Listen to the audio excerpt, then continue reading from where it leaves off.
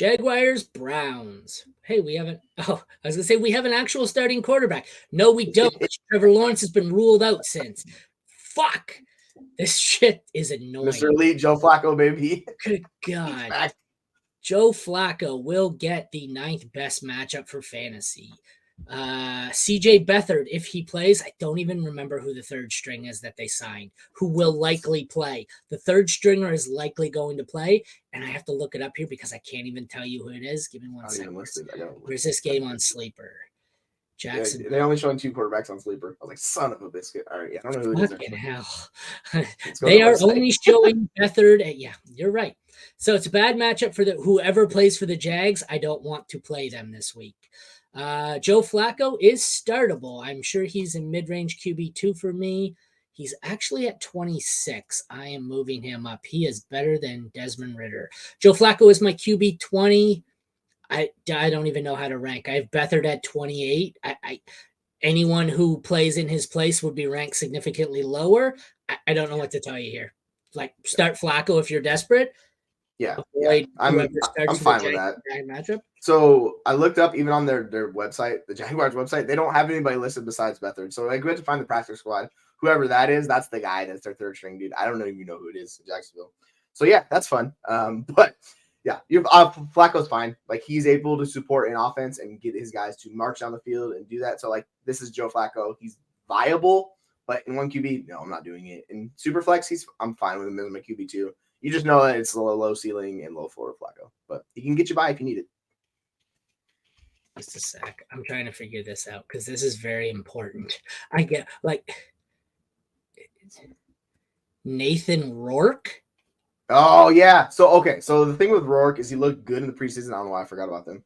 Because I was pissed about teams not going after Rourke to give him a shot, like the Giants and teams that have injuries. So he's kind of he's like extended a play, did a long thing, and got a touchdown out of it in the preseason, and that's kind of his highlight. So yeah, it could be Rourke, and you'll see him live and in person, so it'll be interesting. Yeah, but so yeah, he's his profile's not bad. I'm not starting him. No, 18th best matchup for Travis Etienne, 4th worst matchup for Jerome Ford. Etienne is significantly lower than the matchup. Etienne is at 16 for me because of the matchup. Jerome Ford is at 24 for me. I don't want any part of any backup. I have mid-range to low-end RB2s here for both. How about you? Yeah. So Etienne's still top 5 for me, and I might need to adjust that because that seems way too high this week. But yeah, Ford, I don't even know where Hunt's at. I'm notoriously high on Etienne, especially like in my dynasty rankings. He's like 3rd for me, and I have him at 16 this week, so you might be a bit high. Yeah, I need to drop him a little bit. I'll probably end up like RB10. Like, I think that's like a fine place to put him at. Just because the volume and the work he's going to get, but the matchup sucks, so I'm not really into that. And Ford's the running back to have in that backfield for Cleveland. We talk about this forever. He's RB26, so he's like a low-end RB2, high-end RB3. He's someone you can flex this week. Like, I'm fine rolling with Ford. He's just a good talent. Receivers, 12th best matchup for the Browns. Jaguars get the 3rd worst matchup. I don't really want any of these guys. Christian Kirk's going to be out. That leaves Calvin Ridley or Amari Cooper as your best options. That can't be right. I have Elijah Moore highest. Me too.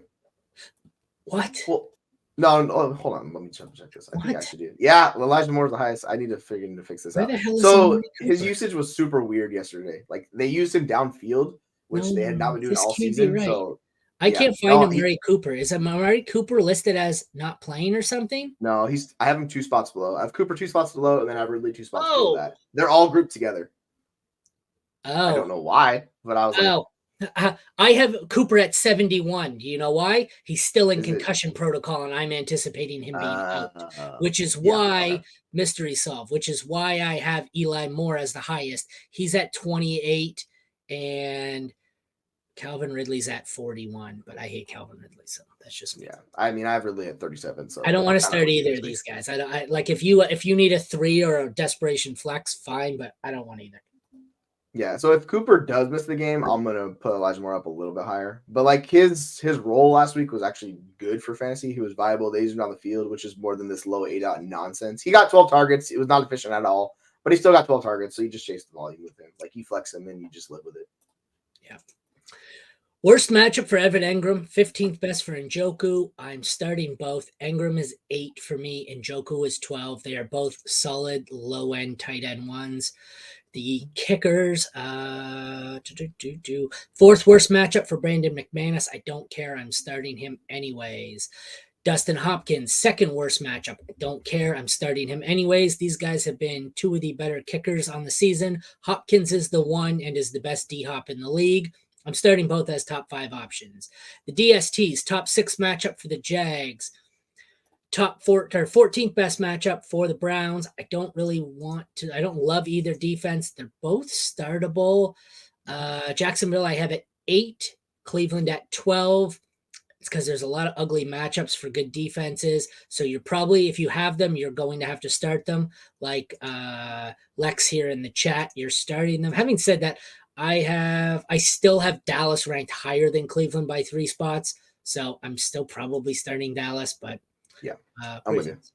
Yeah, like the Cleveland defense is just weird. Like a really good defense, but for fantasy wise, it just has not worked out as we would hope. Like you would think they'd be one of the best defensive defense. That's just not the case. Yeah, like I'll roll with them over Jacksonville this week. But I'm with you. I don't really feel super confident about either one. And yeah, the kickers, like you just fire them up.